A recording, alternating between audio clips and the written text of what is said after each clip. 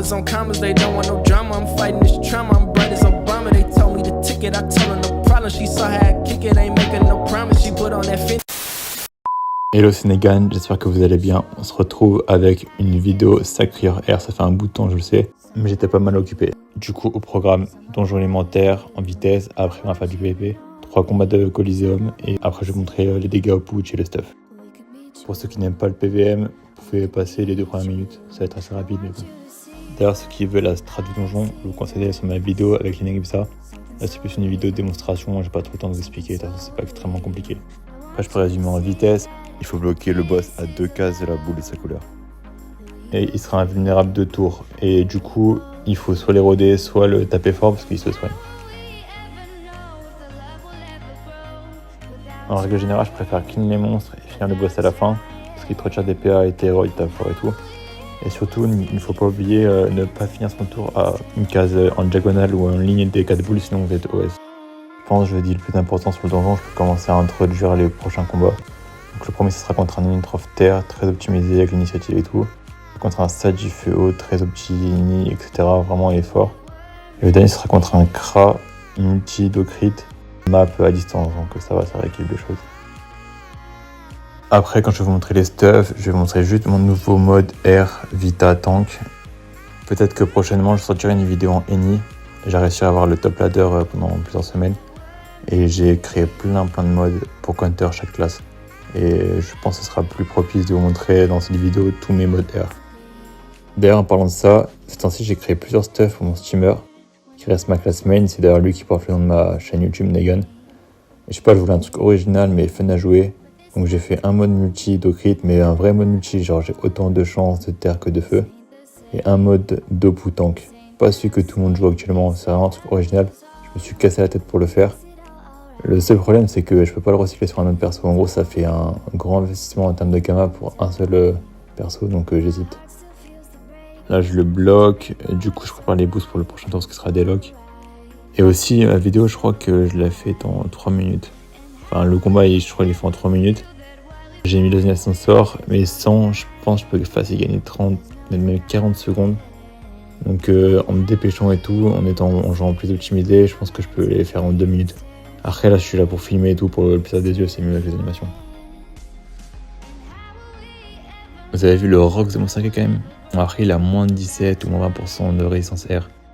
Et j'ai mis le mode rock aussi. Par contre d'après les rumeurs, le Sake va manger un très gros nerf, donc du coup il faut bien profiter le plus possible. C'est bon, on attaque enfin ma partie préférée, le Coliseum. Du coup on affronte un ennemi, selon moi je connais pas son élément, mais bon 85% des ennemis sont terre, 10% sont eau et 5% sont feu et encore. Je fais ça de maximiser la reste terre, mettre un petit peu d'esquive PM quand même, ne mange pas de pain. Il se full boost, du coup on va pas être débile à rush comme ça, normal. On va attendre que son tour de boost y passe et on va aller tranquillement, de toute façon on n'est pas pressé. En plus il y a une règle tacite qui dit que celui qui commence, c'est à lui de venir. Bon après c'est une classe distance, mais donc logiquement ça s'applique pas forcément à lui, mais bon. Genre s'il tape que de loin, il va pas faire grand chose, 2 remblais vite fait. C'est une petite map, on va pas se mentir, ça nous avantage fortement. Après on n'a pas l'initiative. Mais bon, de toute façon les panneaux terre sont trop puissants, j'arrête pas de le dire. D'ailleurs ce serait cool si Ankama vous fait enfin nerf les panneaux terre méta. Ou alors au moins up la compte à rebours, l'ancienne. Vous avez vu tout ça pour ça, il a fait que de reculer, il s'est boosté à mort pour me taper même pas du 600. Pour en plus s'avancer. Là j'ai juste à faire un free transpo sur son sac et hop je peux rush. Dommage d'être obligé de dépenser 4 P avec une fulgurance pour atteindre son sac. Mais bon, c'est comme ça, c'est la vie. De toute façon, maintenant, je vais pouvoir le bloquer. J'ai assez de PM pour me mettre derrière lui, derrière le bloc. Allez, je joue le Nuncharang. Je suis pas trop pour. Je pense que c'est mieux de jouer la hache qu'au couteau. Parce que ça coûte un PA de moins et t'as de la régène et des résistances critiques. En plus, il est en colossal lunaire, ça gère 12 PA, 13 avec exaltation. Ouais, franchement, c'est mieux à jouer la hache. Ça rentre mieux dans tes tours. Maintenant qu'il est au corps à corps et qu'il est bloqué, c'est un combat no-brain, celui qui tape le plus fort. Après, je vais pas vous mentir, quand un ennemi comme ça il est bloqué, c'est un peu foutu pour lui. Genre il pourra jamais tanker assez fort ni taper assez fort. Il peut pas fuir, la map elle est trop petite.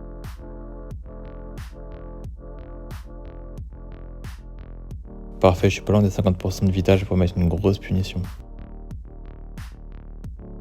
Vous vous rendez compte quand même du Rogue Sacri R sur du 35% résistance R avec 10% réfixe.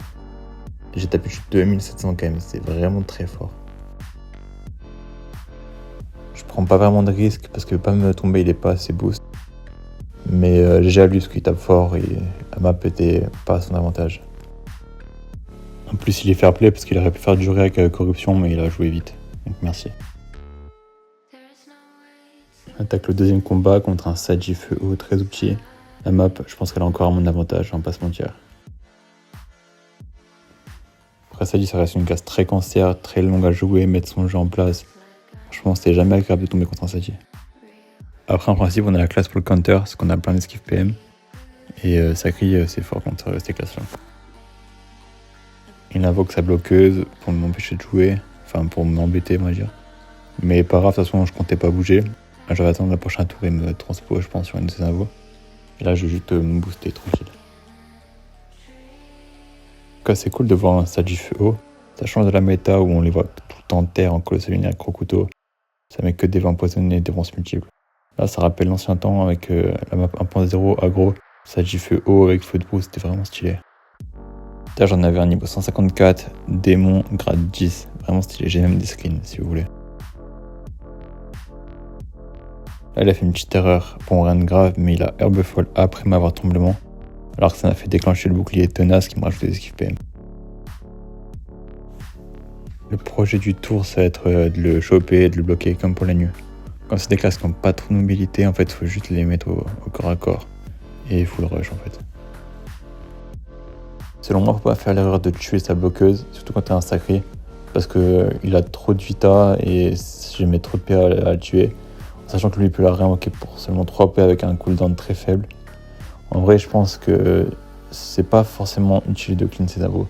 Si on peut tuer la gonflable, faut le faire, parce que ça lui réduit fortement ses sources de soins. Mais là, c'est mieux de Rox, je pense pas qu'il a le tank pour tenir face à moi. Juste s'il invoque une folle, faut la tuer vite, comme ça tu récupères tes PA. Mais sinon, après, c'est pas la peine. Là, ce qui est cool, c'est que même s'il détacle un petit peu, à chaque fois je peux le retacler facile, sans gaspiller des cooldowns, enfin sans mettre une attirance ou quoi. Donc c'est vraiment bien. J'en reviens pas des dégâts que j'ai fait sérieusement. Alors que je suis en panneau 6000 vita, c'est pas comme si j'étais en panneau full rock ça. Là je suis en panneau tank.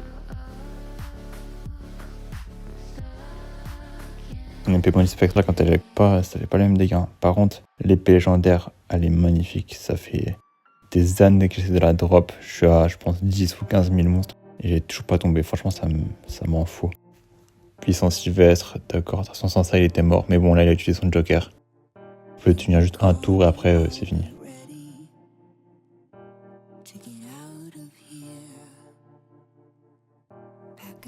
Comme je peux pas le désenvoûter lui, en fait il n'y a pas trop de strat à faire. Je vais pas attendre 2 tours que son sort il disparaît. Je vais juste taper pour faire partir tous ses arbres et comme ça le prochain tour il est mort. Les dégâts sont totalement insane, mais je viens de capter qu'il avait très peu de res R. MDR, j'arrive même à lui faire des dégâts. Les peu de soins qu'il s'est fait avec son Groot et sa gonflable, j'ai réussi à l'enlever avec assaut. Là il donne tout, épée spectrale, pas de crit encore une fois. Il a pas trop de chance ou il a pas de crit, c'est à voir. Ce panneau je connais pas. Mais de toute façon, dans tous les cas ça aurait pas permis de le sauver. Je le finis tous les jours, quoi qu'il arrive. Il s'est bien battu de toute façon et il n'y avait pas la map pour lui, on va dire ça. Désolé si c'est pas les combats les plus spectaculaires de ma carrière, mais j'ai pas trop le temps en gros, dès que je filme et que c'est exploitable, je poste. Je vais pas essayer de faire la fine bouche. GG à lui, on va faire un dernier combat. Comme prévu, dernier combat, grade au crit. Il a une map assez grande donc c'est cool pour lui. Il a l'initiative, donc parfait. Vous allez sûrement vous rendre compte que le ton de ma voix a changé. C'est parce que je suis malade et en fait je fais les vidéos sur plusieurs semaines, voire là on parle même de mois. Donc vous inquiétez pas. Pour ce match-up contre Kra, il n'y a rien de compliqué à comprendre. Enfin, je vais juste foncer, me booster tour 1 et le choper le plus vite possible.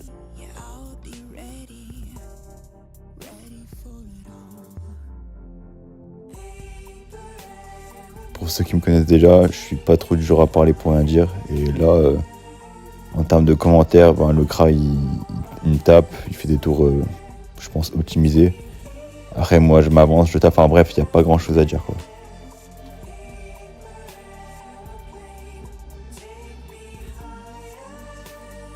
Si là j'ai une petite remarque à faire quand même, tour 1, il m'a mis état apesanteur avec plage punitive. Mais je pense qu'il a raté son coup parce que premier tour c'est rare que je rush. Souvent je me booste, je fais un tour de boost et je rush tour 2. Donc je pense pas que ça soit une très bonne solution. Là par exemple ici, s'il m'avait mis pesanteur, j'aurais peut-être pas pu le taper.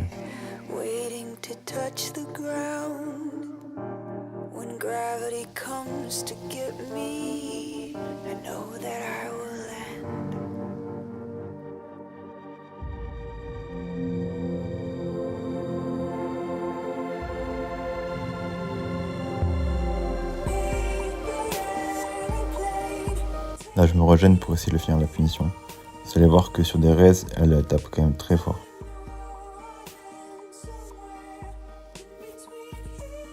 Il m'aura quand même fait bien mal ce cran, il m'a quand même enlevé pas mal de vita. GG à lui. Je vais vous montrer du coup le stuff. Là en caractéristique j'ai à peu près 1283 de stats en comptant la puissance. 188 dommages R, des raises qui sont plutôt pas mal et une vita qui dépasse les 6000 vita. Et je suis en 6 PO. Si vous voulez mieux voir léger, mettez en pause comme d'hab.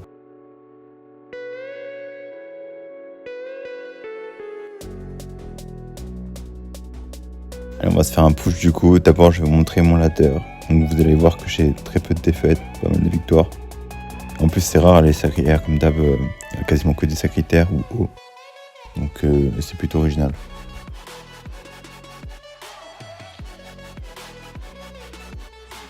Pour ce combat j'ai changé en vitesse, mais après il n'y a rien qui change vraiment à part la monture et l'émeraude que j'ai remplacé par trophée et Montiliagi, mais rien d'extravagant.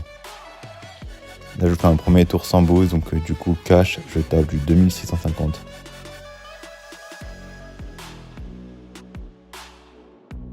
On va commencer à se booster petit à petit, donc déjà juste avec châtiment du martyr, puis après on va mettre des furies, mettre 8 armes, et on va mettre la glyphe qui fait perdre la vie pour booster le châtiment.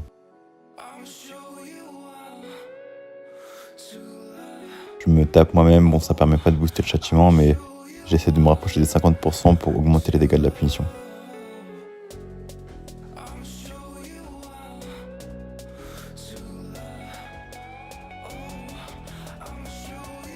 Vous avez vu le Rox quand même bien boosté sur du 0%. Pratiquement du 4000, sans compter la régène qui va avec. C'est vraiment très intéressant.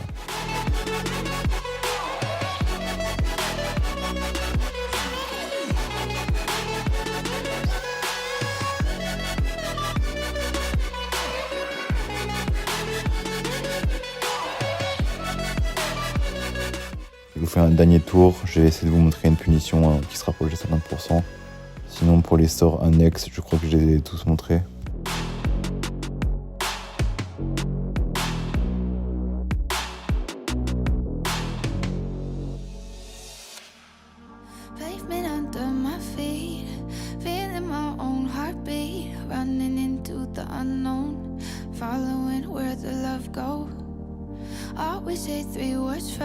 Cette vidéo touche à sa fin, j'espère qu'elle vous aura plu. Désolé pour le temps de publication parce que je suis quand même pas mal occupé et j'essaierai de vous en faire une prochainement.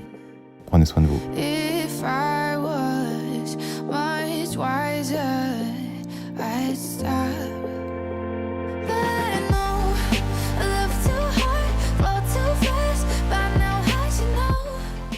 Commas on commas, they don't want no drama. I'm fighting this trauma. I'm bright as Obama. They told me the ticket.